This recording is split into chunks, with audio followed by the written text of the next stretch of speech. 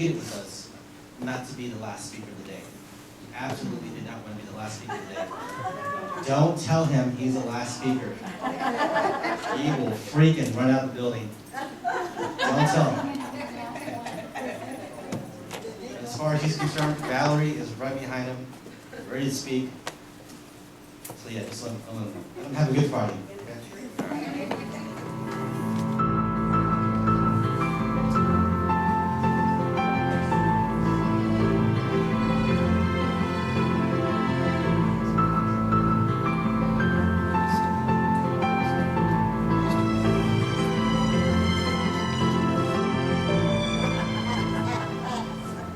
Good afternoon.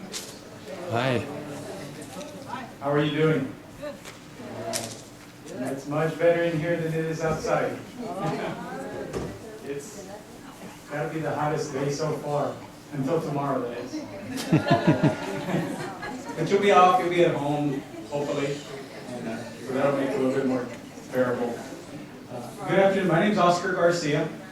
I'm with the Social Security Administration, and I happen to work at the office that's here in San Antonio on Richland Hills. If you're not familiar with the street, that's over by 410 and Highway 151. Used to be the Alamo Downs office, and part of that, but it's been already about 3.5 years that office moved to its present location. But we do have 4 offices in the city, and I am the public affairs specialist in the San Antonio area. And because of that, I do get invitations to come out and speak to different audiences about Social Security programs, and sometimes it's specialized and very concentrated on a certain issue, certain types of benefits. And today, although I do have a presentation geared towards disability, which is where many of the resources that Social Security has available are actually utilized. So I was going to go through some information, share with you about disability, but anything that you have on your mind that's of either personal or professional interest to you related to our benefits, I'd be happy to speak about those or answer your questions. I do want to give you an opportunity to jot down my contact information. That way, if you have questions, you can get in touch with me later, and you'll have a direct person at Social Security to talk to. I am here in San Antonio again, and the phone number has, it's one of the government lines that we have, and the area code on that is 877-697-4939, and my extension is 28101. And that works as well for those of you who are V-tellers and are watching us on that method. So again, I'm going to repeat that number. It's 877-697-4939, and my extension is 28101. And you can also email me. It's oscar.h.garcia@ssa.gov. oscar.h.garcia@ssa.gov. And if you misplace that information, you get in touch with Mark or the staff that's made the arrangements for the Summer Institute on Aging, and they can give you my contact information. So with that said, you're going to have plenty of opportunity to ask me questions. So those of you who are here, if you give me an idea of a little bit about what you would hope to hear me provide information on, that gives me an idea kind of where to go with some of the discussion and the slides that I have, and I'll know more or less where to kind of focus on that. Maybe finding out a little bit about the professional side, the work that you're doing, that'll also help me to find out if there's certain areas under that Social Security umbrella that I should focus on. And if not, I'll just jump right into my slides and we'll go from there and see how our discussion is driven from that point. Medicare update? A Medicare update. That's a very, very good question. And right now, obviously with the Affordable Care Act, there's a lot of what's happening, what's going on, what is Medicare going to look like, what changes should we be expecting. And right now, I don't have answers on that. Part of it is set to take place and become effective in January next year. There is a website that we were made aware of that we should promote to individuals who ask about Medicare and inquire about it, and that's www.healthcare.gov. That is the website that's been set up to help people kind of navigate what these new options are going to be in terms of Medicare. Again, that's healthcare.gov. That website is up, and I've kind of looked through it and browsed through it, and it's pretty easy to navigate it. It's one of those things where, okay, what are the questions that I should be asking? And because if I knew the right questions to be asking, it'd make it a lot easier to get the answers I needed.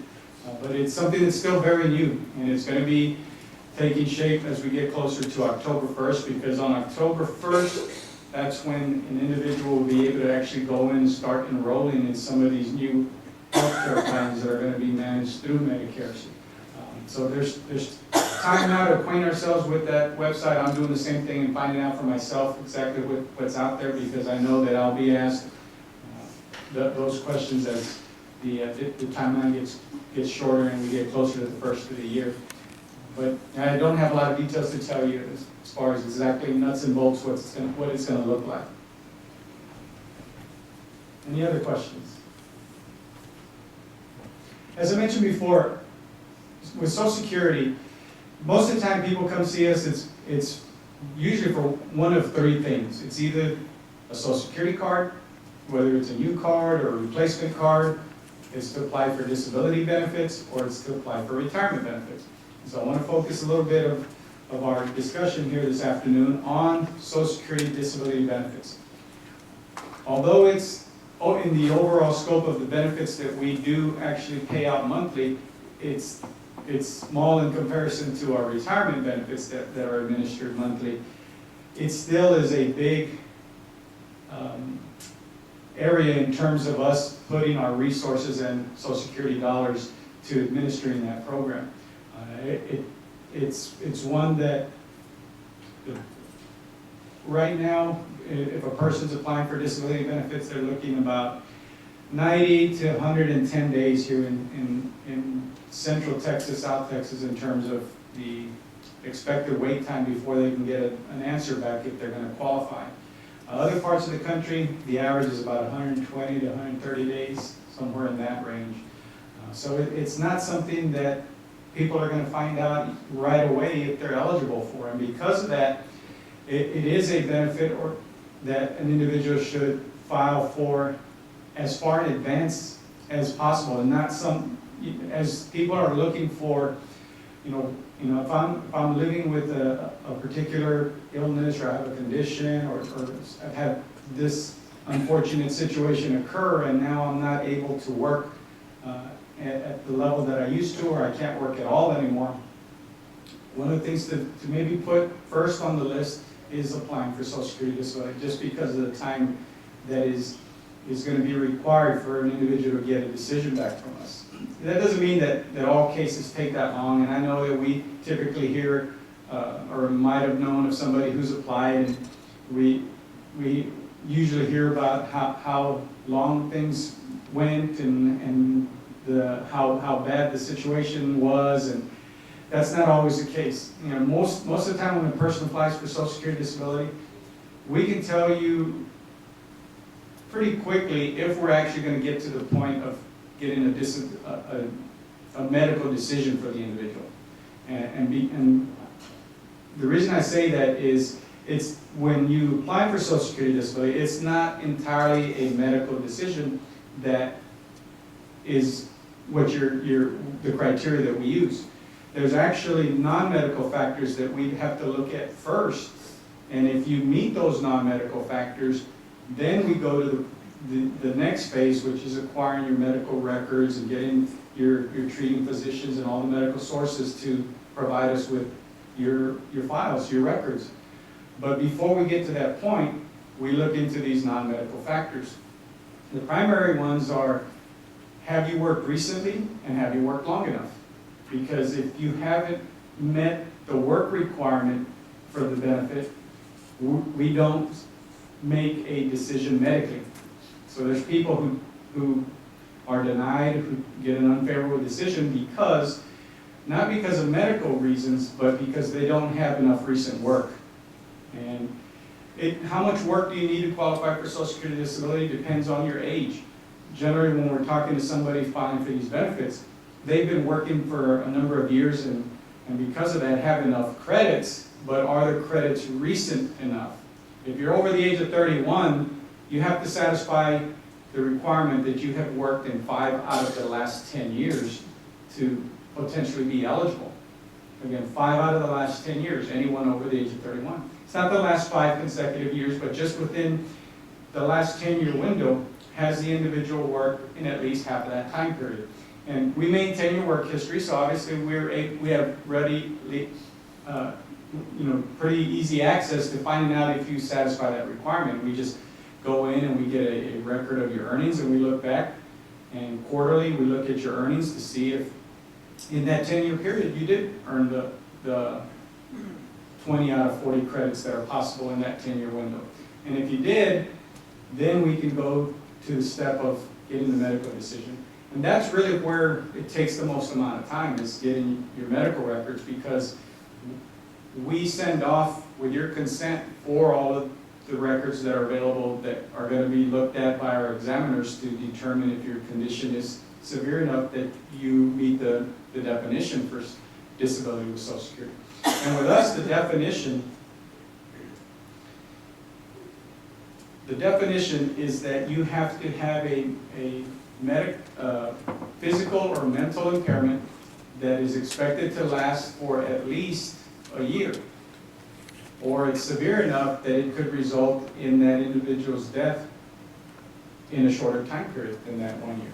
So with Social Security, we probably have the strictest definition of disability as far as how it's applied overall when you're talking about insurances, employers, and the different benefits that have been labeled or have been designated as a disability benefit. Because with us, you have to have a condition that keeps you from doing any kind of work. Not just the work that you've done previously, but any kind of work. And if you meet that requirement, then we can start paying you benefits, provided that you meet the non-medical factors, you have enough recent earnings, and that your condition is severe enough that it does impact your ability to work. And that's what comes down to somebody, whether or not they're going to receive disability benefits or not. You can see here that work credits, in 2013, one credit is $1,160 in earnings.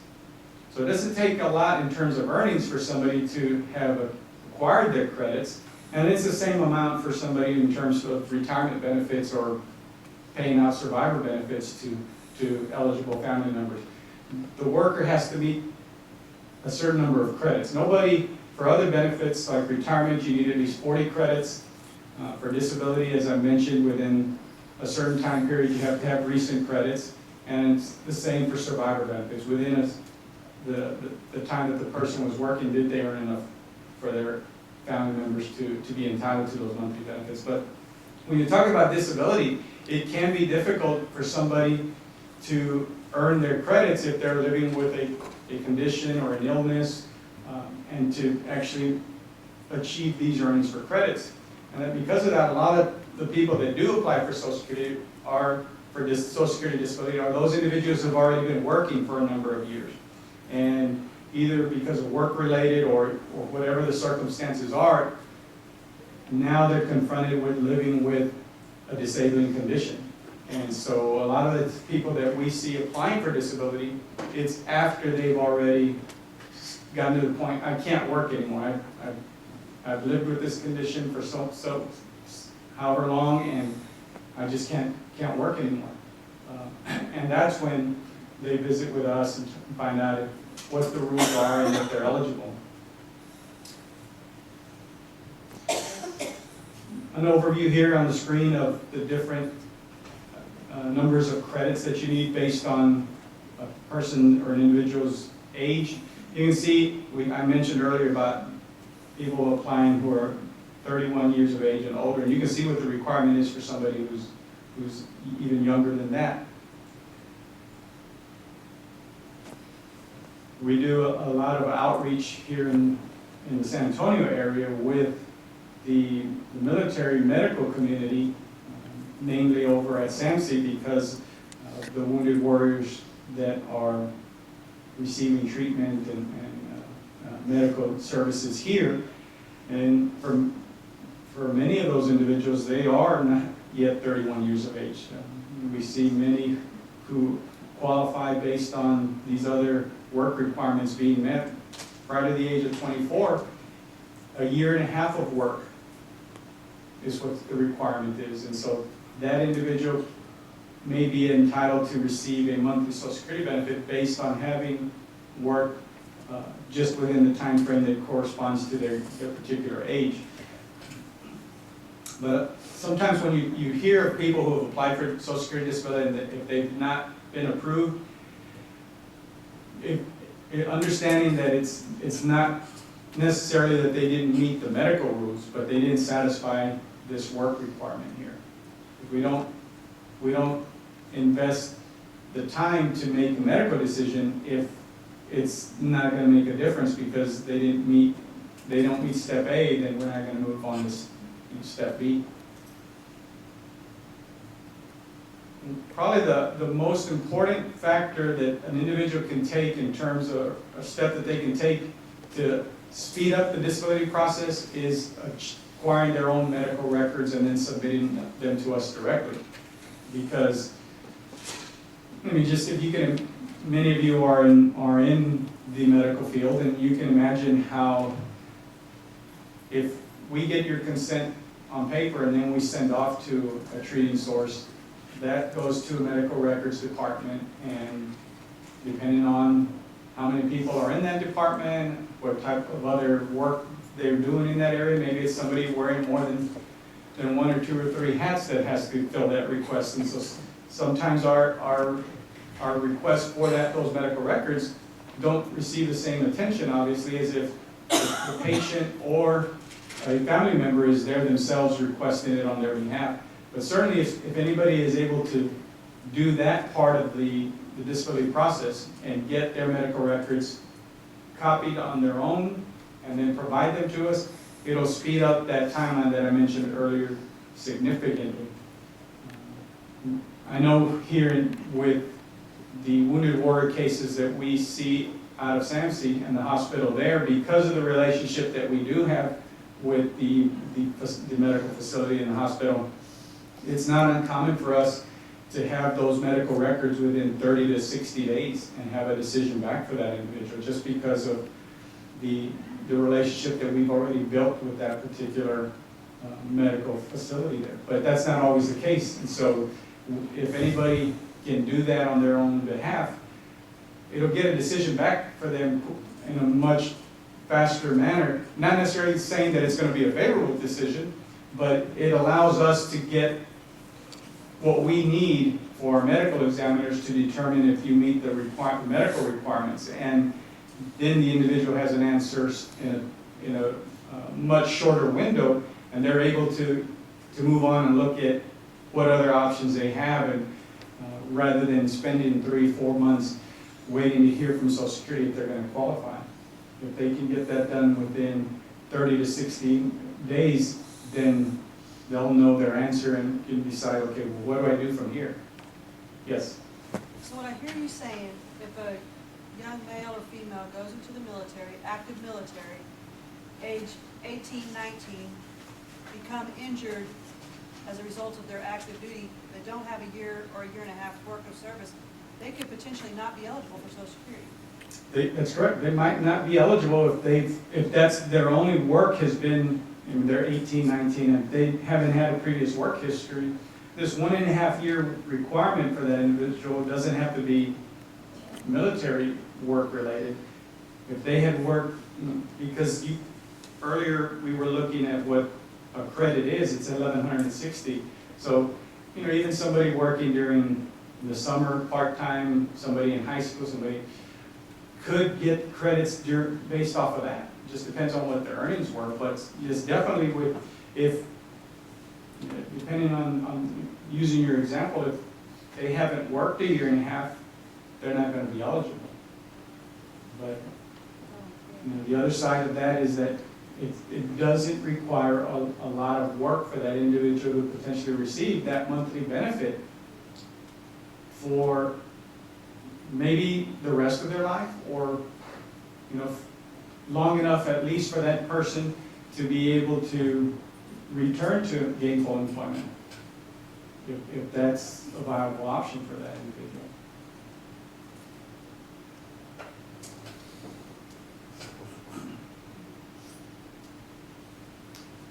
And in terms of how much you would be eligible for through disability, the average Social Security disability check is about $1,350 a month right now for a worker. The other thing to keep in mind there is that the worker receives the benefit, but if they have an eligible spouse, eligible children, they also receive a monthly benefit. We can pay in the composition of the family monthly benefits. If it's a worker who's married, has 2-3 children, and the children are minor age, we pay children until they finish high school. They will receive a monthly benefit. Once the youngest, we'll also pay the other parent a monthly benefit based on having a child under the age of 16 in his or her care. Once the youngest child ages to 16, then we will not pay the other parent the monthly benefit at that point. The only way that they would be able to receive the benefit is based on age later on. Once they're old enough for Social Security retirement benefits, they can qualify. But that monthly benefit could, we kind of refer to it as a part of a life insurance policy. You don't have much of a say-so in terms of paying Social Security taxes. That's based on the arrangement that your particular employer has with the federal government. And so if you work for somebody that's taking Social Security out, one of the ways of looking at that is that you do have, we think in terms of Social Security being a retirement program, but it is more than that. It's survivor benefits, it's retirement, and it's also disability benefits.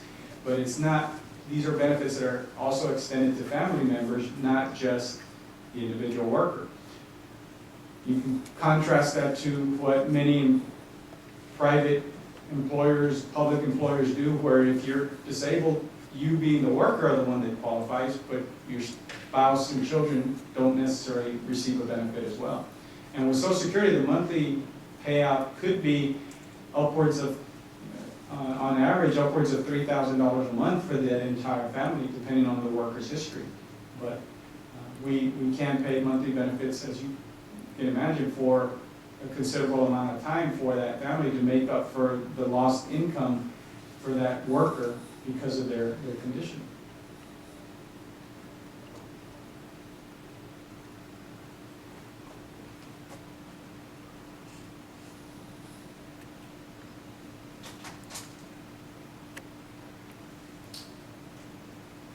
The slide here talks about benefits for a disabled adult child.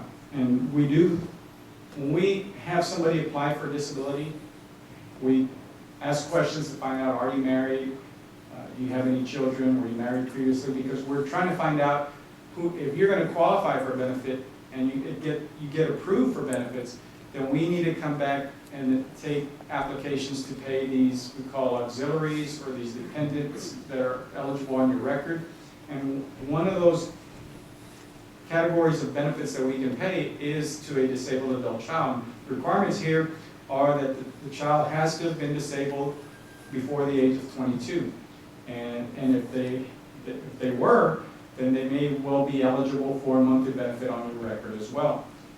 And so we ask the necessary questions during the interview process that are designed to find out eligibility not only for the individual applying, but for somebody maybe that you hadn't considered.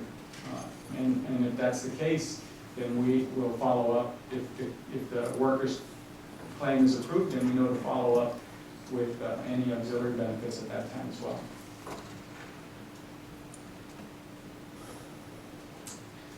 As far as medical coverage under Social Security disabilities, if you are receiving Social Security disability, although it's not right up front, you can later become entitled to receive Medicare coverage. Same Medicare coverage as somebody 65 has the option of enrolling in. The only difference here, obviously, is you may be eligible for that Medicare coverage years prior to the traditional Medicare age of 65. But it's based on having received Social Security disability benefits for 24 months. After 24 months of entitlement, or as you're nearing that 24 months of entitlement, Medicare will send an enrollment package for that individual indicating that you're coming up on that 24 months and you're going to be qualified for Medicare. And then that person has the option whether to take it or not. But for sometimes an individual's really waiting for that opportunity because they, based on their circumstances, may not have financial resources to be able to acquire private insurance. Some are fortunate enough that based on their previous employment or the employment of their spouse are covered under a medical plan, but there are many people who aren't and don't have the resources to pay for an insurance, or if they're able to get an insurance, it may be quite a bit expensive because of a condition that they have, an existing condition when they're trying to acquire that medical insurance. But at least there is that option for Medicare after 2 years of being receiving the monthly benefit.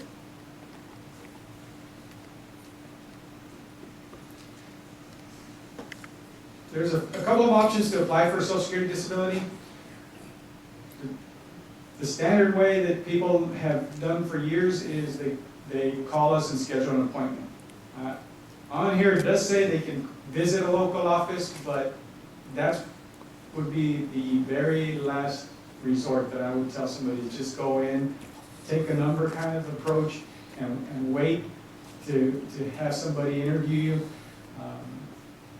Our offices, just to give you an idea, we have the 4 offices here in town, and it's always busier at the beginning of the week. It's always busier at the beginning of the month.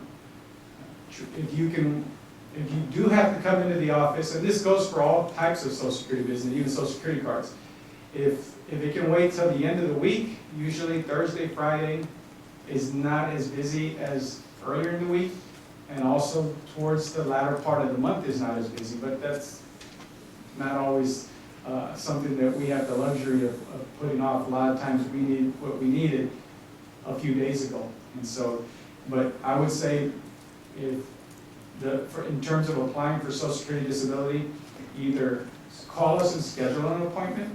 You'll have a day and a time that you select that we can call you back on that day, or you can come into the office on the day of the appointment, and we will get all the information, all the paperwork completed, and start the process that way.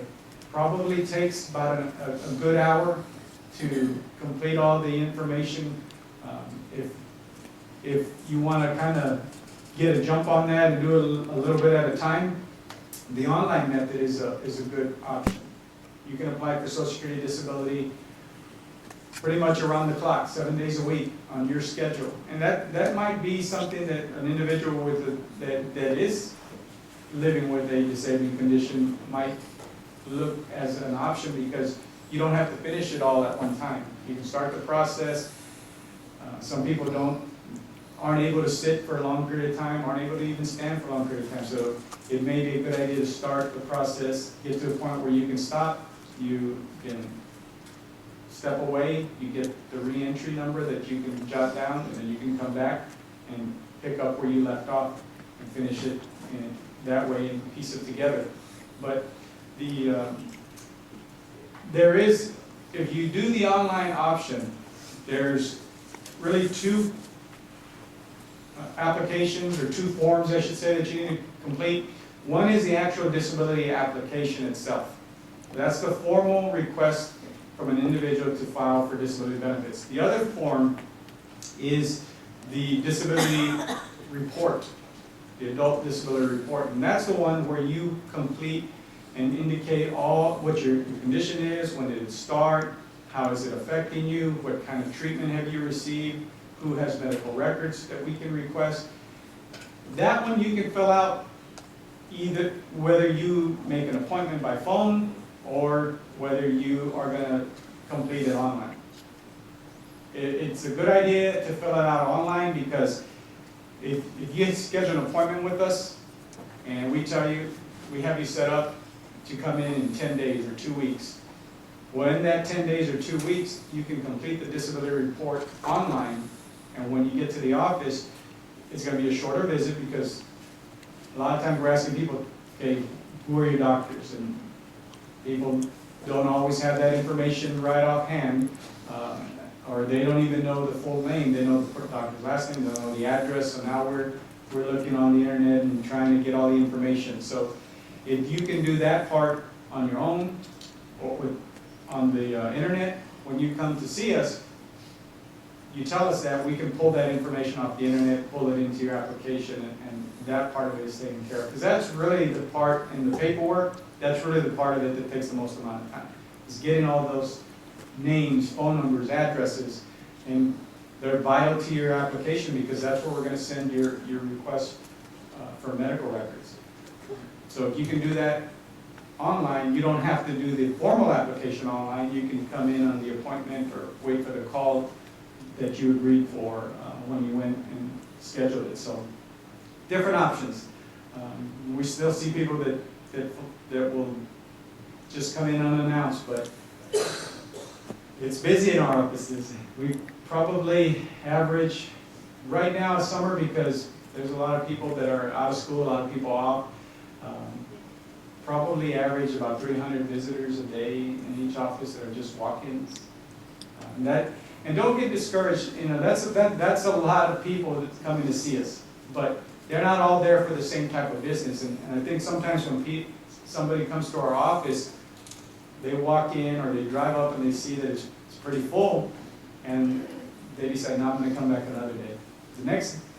Coming back another day may not improve your situation much, but everybody that's there isn't there for the same type of business. And so if you're there for Social Security numbers, we have representatives that handle just Social Security numbers. If you're there to apply for benefits, we have representatives that just handle that. And so as you're checking in, you get a number, you check it on the computer, it gives you a ticket, and we call you by your ticket, but based on the different business that you're there for, sometimes people say, I got here before that person, and they called in before me. What's going on with the system? The Social Security office is not working right, and they may be there for a Social Security card, and you're there for something different. So it's not like everybody there has to be seen before you. That's what I'm trying to say. But because of that, I would suggest strongly either schedule the appointment, call us on the toll-free number, or start the process online and do it that way.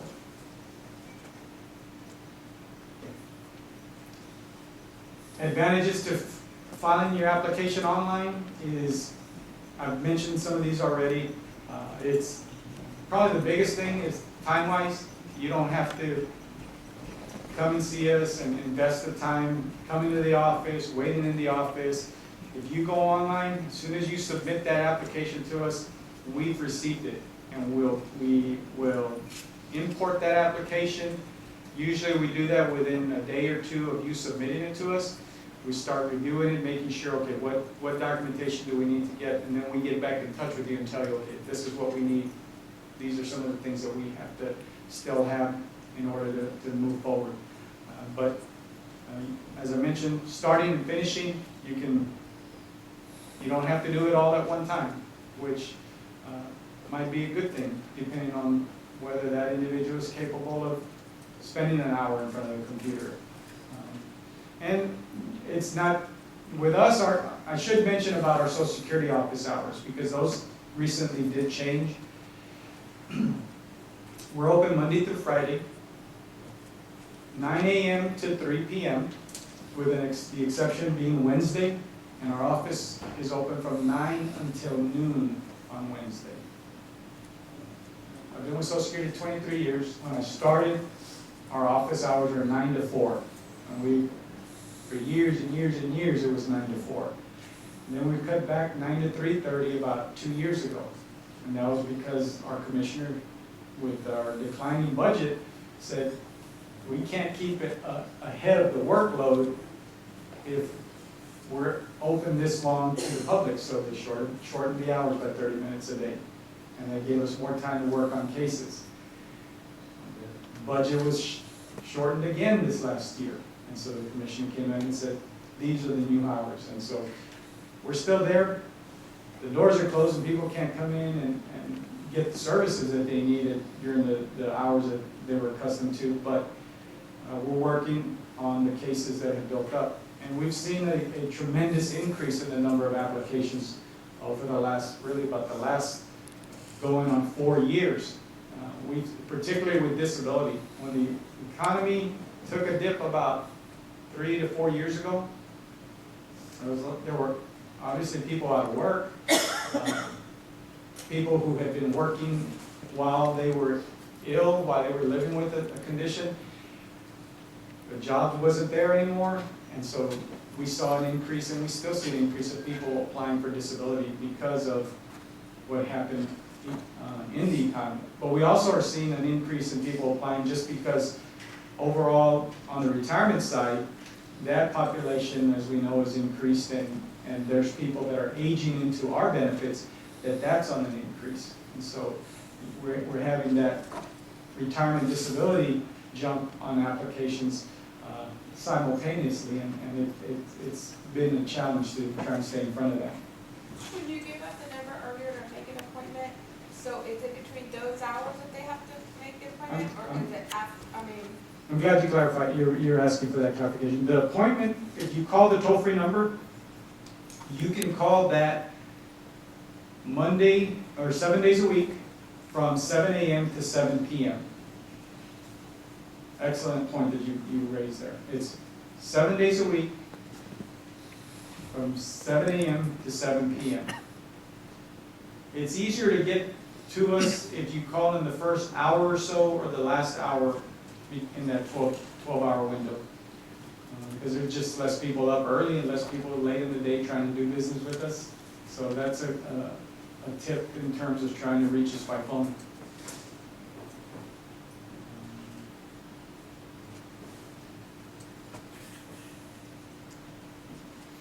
Our website, we're always trying to improve the services that are available, or how we structure the website, and we're actually going through that again. It's still too busy. There's still too many options here, but currently you see this blue banner across the top, and it has the different benefits. It starts with the home page: retirement, disability, survivors, SSI, Medicare, and business services. And so if you're looking for information on a particular type of benefit, you just click on that and it'll open the page for that. You can browse that and find out other information that you might be looking for. We also have our top services there. I mentioned earlier, getting a Social Security card, applying for retirement, and disability are 3 top items that people come to us for. And those, by no coincidence, are 1, 2, 3 on that list.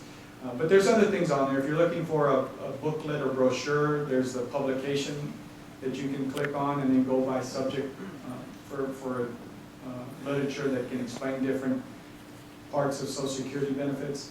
But there's always, we're looking at kind of just not overwhelming the public when they go to the website with having so many things to choose from on the homepage. And so it'll go through some improvements here in the near future. But whatever's current, whatever is the biggest topic at that time, not only news-wise, but what we're doing at a particular time of the year, will always be in this kind of this window here where you see the Star Trek theme there.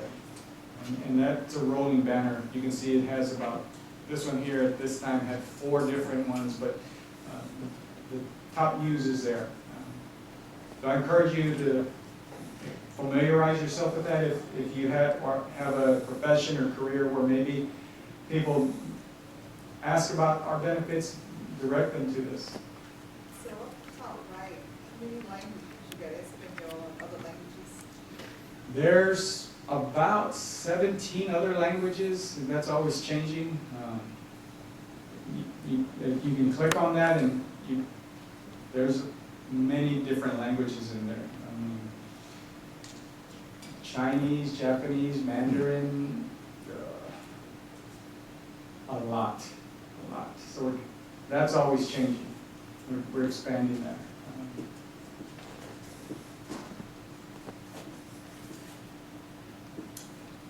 Couple of slides here that you can get some screenshots and you can see an idea of what the disability application is online and the steps that are required. I had mentioned to you before that there's really two forms that you have to complete if you go online, and that's the adult disability report and the disability application itself. This here indicates that there's 4 steps to follow. One is a checklist, and that's still available there. You can go to the checklist and it kind of just tells you these are some of the things you're going to want to get ready and have at your disposal when you complete your application and start the process. And then the last one there is actually the consent form for the release of your medical information. That's why there's 4. There's a look at the checklist and tells you kind of the documents you need. If you've been working, you want to find out what your current situation is, maybe a pay slip. If we're talking about needing to get proof of your most recent year of earnings, that might be a particular interest for somebody and a necessity for somebody who doesn't have enough of those credits, where maybe have you worked in 5 out of the last 10 years, and last year is important in making that determination.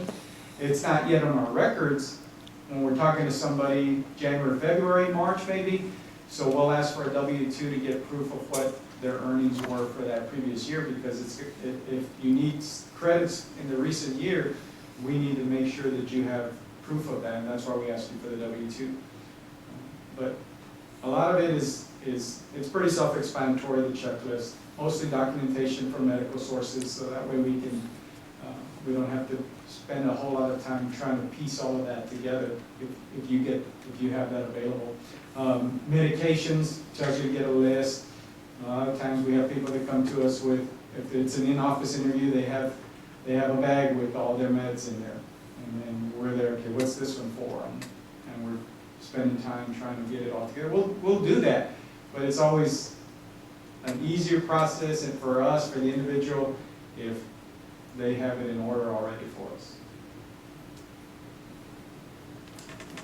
This is where you start the actual application itself. Kind of gives you an idea over on the right-hand side, starting the process.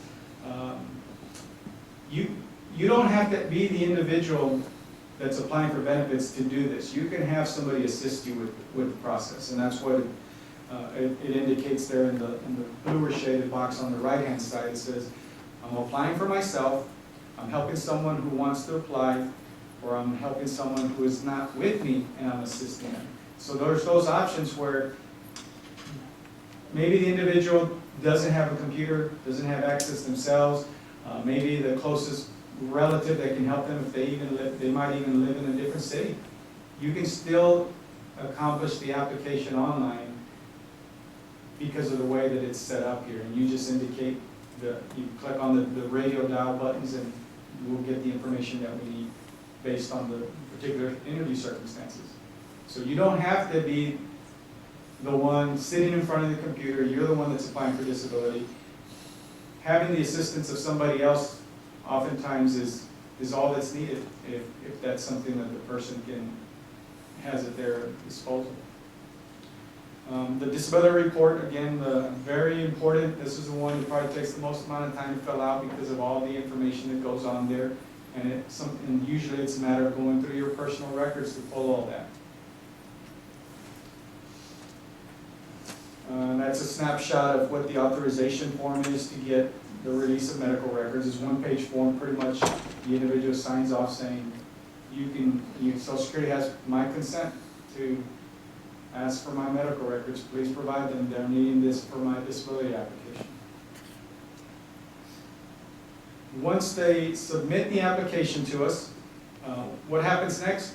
We, at the local office, take all the medical documentation and that portion of the application, and it is forwarded electronically to our disability determination services. That's our state agency. Every state has a DDS. That is where the medical decisions are made on whether or not a person meets the medical rules for Social Security disability.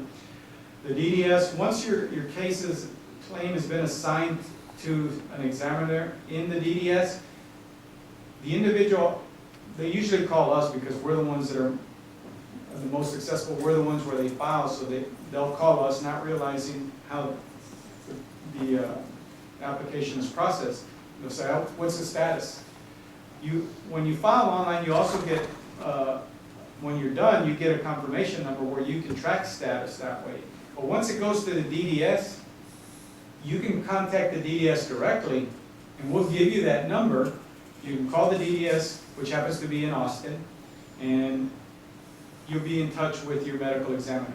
And that way, if there is something that is missing, we've sent a couple of requests for a medical source and we're not getting anything back from them, that's a good communication to have with your medical examiner so that you know, hey, I better make a phone call myself to them so that I can tell them to get these documents and these records over to the examiners. Otherwise, my case the decision may have to be made without those records, and those are vital to whether or not I get monthly benefits or not.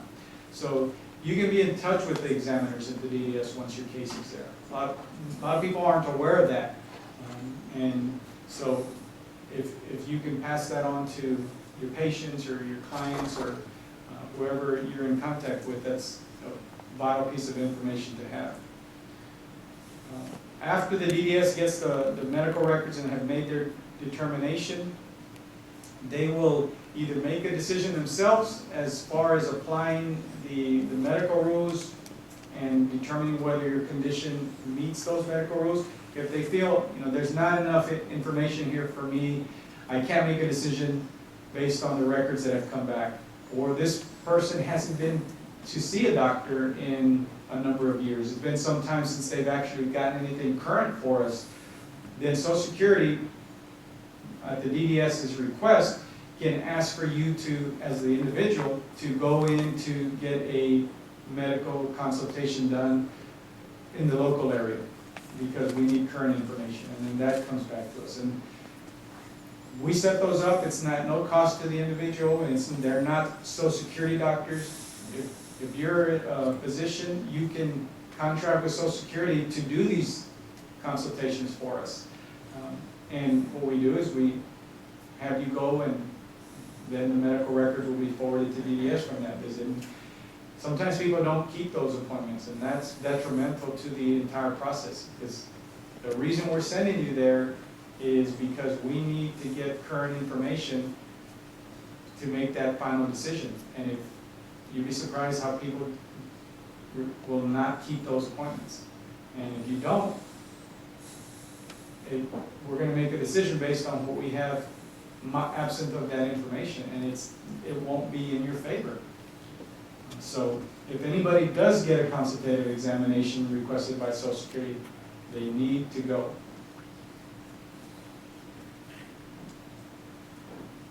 If the claim is allowed, we send a notice with indicating when benefits are going to start, how much the monthly amount is. Likewise, if the application or the claim is going to be denied, we send a letter explaining under what findings did we make that decision, and then we do give you the 60-day period to appeal that decision. And if you appeal within that 60 days, then we'll have it looked at again, kind of somebody in the DDS that wasn't involved initially in the decision will then come in and evaluate the medical records and determine if the first decision is going to be upheld or not. But if the 60 days expire and you don't appeal the decision, you pretty much are gonna have to start from square one if you decide to follow through with disability application again in the future. You'll have to start from square one again. Now, if it's a day, 5 days, 10 days past the window, doesn't mean that we're gonna say, nope, 60 days, you missed it by 3 days. You can come in and explain to us, well, what happened, if there's a good explanation, we can find good cause as to why you didn't come in within the 60 days, and we can still go back and have the decision re-examined by another individual. So the 60 days, although, you know, that's the rule, there's some flexibility there. Now, sometimes the person was in the hospital, you know, they're living with an illness, a condition, and they couldn't get everything back to us because they were in a hospital, and you know, they got discharged and they found out about the letter, and that's a viable reason why they didn't get back to us in that time period. And so, if you can give us a good explanation, then we'll take the appeal and proceed with the decision making.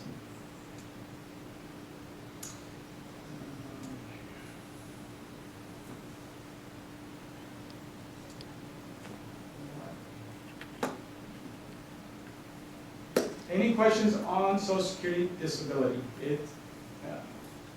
We do have 2 disability programs that we administer. This that I've covered is for somebody who has worked and paid into the system.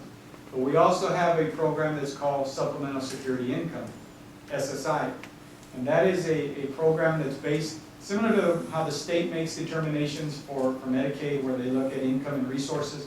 That's how SSI makes its decisions as well. But to be eligible for SSI, the maximum monthly benefit is $710 a month, but whether you get $1 or $710, you get Medicaid from the state of Texas, effective with the month of that you start benefits.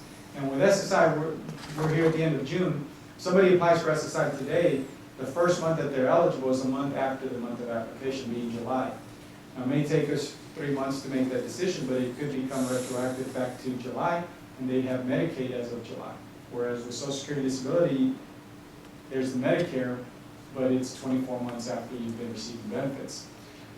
And with SSI, you have to either be 65 or older, blind or disabled, and have limited income and resources. So it's for the aged as well as for blind or disabled individuals. And if you have a low income, because not all income is counted and then only parts of certain income is counted, it's hard to tell you, okay, your monthly income is at a certain level, but you really, if it's an individual and your monthly income is over the maximum SSI, 710, then more than likely your chances are going to not be good that you're going to be eligible for SSI. But it's because we don't count, particularly if the person is working, when work is involved, we can exclude a good portion of the work. So just because you might be over the 710, I wouldn't use that as a measuring stick for determining whether or not you can get SSI. You should still apply. Because as I said, even if you have other income, it may mean that you don't get 710, you might only get, we've seen very small SSI checks, under $10 in SSI, but they still get Medicaid. And so, I guess what I'm trying to say there is, let us make the determination. Don't not file because you think your income is too high. But we do screen for both these benefits, SSI disability, Social Security disability, when you apply. And if it looks like you're eligible for both, we take both the applications.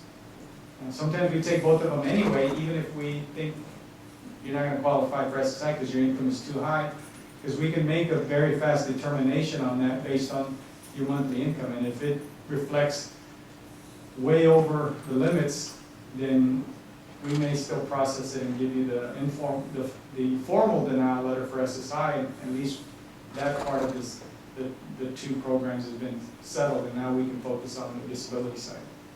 What about somebody who started receiving the Social Security retirement benefits? Can they also still receive SSI? Can somebody who started receiving Social Security retirement also apply and Also start receive receiving SSI? SSI?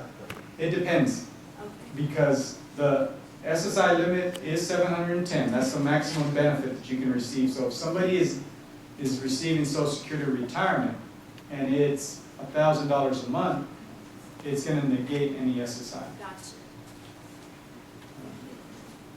That Social Security retirement, we do have people that get both though.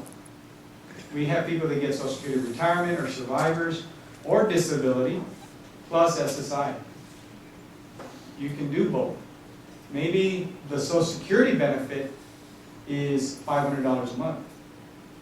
Well, the SSI is $710, so you're still eligible for that difference from SSI if you meet all the rules. The income, the resources, and you're either blind, disabled, or 65 years of age. So the, Social Security disability, that's federal, it doesn't vary by state, although you say, you know, you have the office here in Austin. The rules are the same across the states, correct?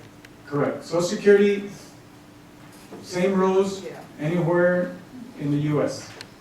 So then, if, say, my mother, she lived in South Carolina and she worked there, but she's sick and I had to bring her here, does she apply here for it, or where she worked in South Carolina, does it make a difference?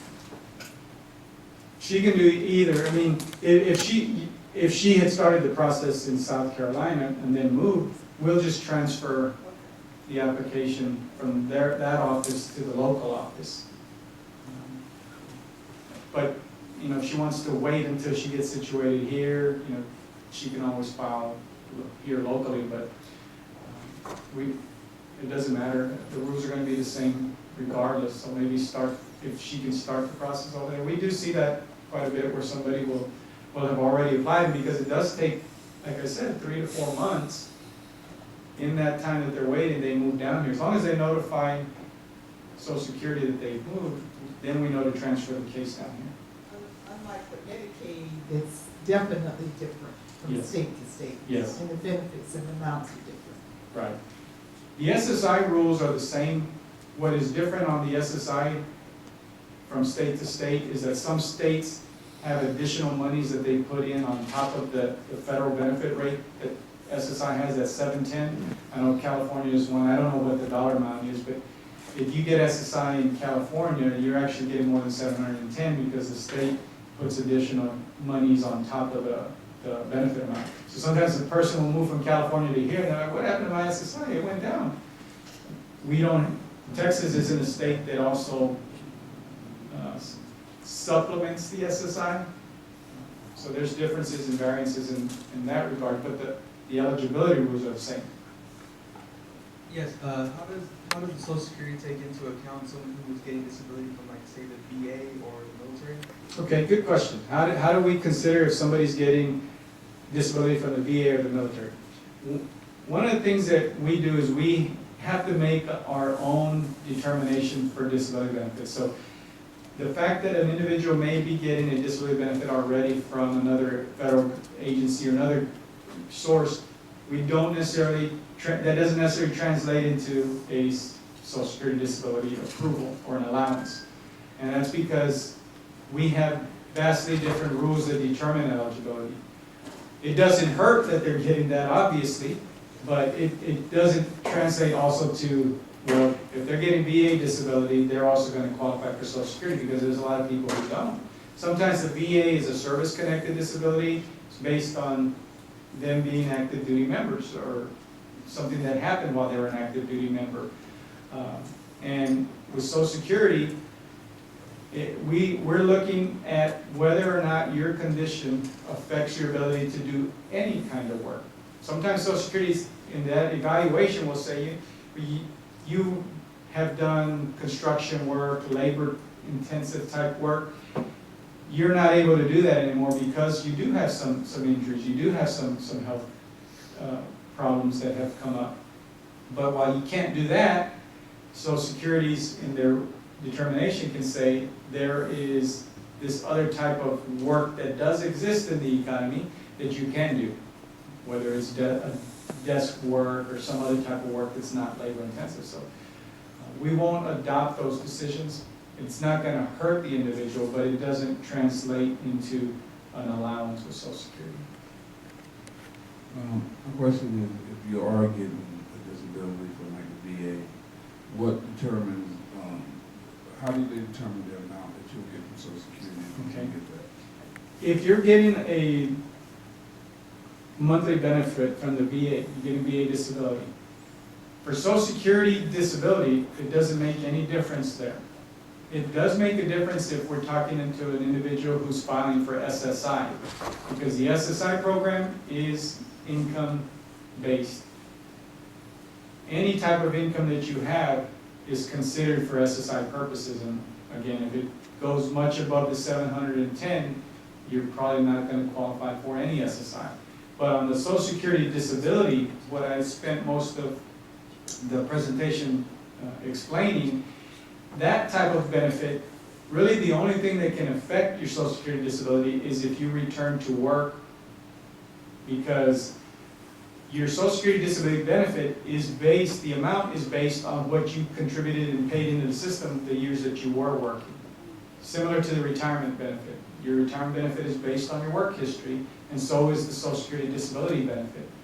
And once you start drawing Social Security disability, there may be a point at which the person wants to return to employment and start working again. That is what can affect the disability benefit. It's not immediate. There are rules that are in place for people who want to test their ability to return to work, so that just because you start working next month means you're jeopardizing the monthly Social Security benefit, the disability benefit. It doesn't operate that way. It can take minimum about a year before anything would happen to your Social Security disability check, even if you return to work and are making a considerable amount of money monthly. So the rules are in place to allow you to go back to work and see if you can actually sustain and do that without jeopardizing your monthly benefit. But on the SSI side, it's very different. As you change it, have income changes from month to month, your SSI check can be going up and down. There might be months where it's not payable because your income's too high, but then you drop down below the income limit and we can resume your benefits.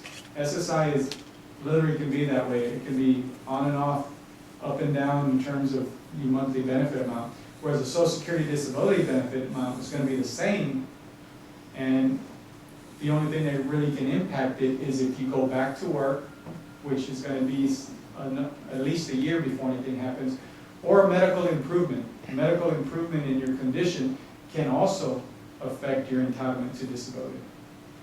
And we do medical reviews periodically for Social Security disability beneficiaries. Depending on the severity of the person's reason for withdrawing those benefits, we may do the review every year, we may do it every 3, every 5, every 7 years. The more severe the condition is, the less frequently we're going to review it, because the likelihood of it improving is not as high as it is for somebody who has another disabling condition. But we do those periodically, and we notify you of when they're coming up so that we can get current medical information. But, question? So, if I understand what you're saying correctly, is that the benefits that you get from Social Security is independent from any other benefits that you're getting, as long as you follow the criteria for Social Security. So it's not like if you qualify for VA benefits and you qualify for Social Security benefits, they're not going to work in tandem. Like you get this much from this, Right. but because you're getting that, you're not going to get this in Social Security benefits. Correct. If you qualify for Social Security disability and you're applying, really the only, as I mentioned, work is the only thing that can affect your benefits. If you're receiving VA, we don't consider that against your Social Security disability. The VA may be interested in knowing if you qualify for Social Security, because that might change. That will be the case if it's a VA benefit that's based on income, but if it's a different type of VA criteria that's being used for that benefit, then drawing Social Security doesn't normally change or affect your VA benefit. But really, it's work is the biggest area that can affect Social Security disability. I hadn't mentioned this before, but if you have a pension from an employer that did not pay into Social Security, if you worked in a different type of government employment where you were not contributing Social Security and you qualify for a pension from that work, then it can impact your Social Security disability benefit. Doesn't mean you won't qualify, but it could change the computation that we use and result in a smaller Social Security disability check because of that. Okay, we got any more questions? Thanks. Okay, thank you so much, Oscar, appreciate it. Appreciate your time and everything. Thank you, sir. And Oscar, you are not the last speaker. I am the last speaker. I am next. Okay, everybody grab a seat because they'll be here another hour. No, just thank you so much for being with us and sticking through the entire conference. Congratulations for being here. We'd like to thank you, the participants here present and in detail, for attending. And again, thank you so much for our speakers for making the time in their busy day and volunteering their time and their information and knowledge to you. We'll thank our committee members and everybody who has helped us out obtaining continuing education credits. And please stay tuned for our next conference that is coming up in early October. And we'll have more information on our website. So thank you so much. Be sure to fill out your evaluations and turn in any paperwork that's necessary.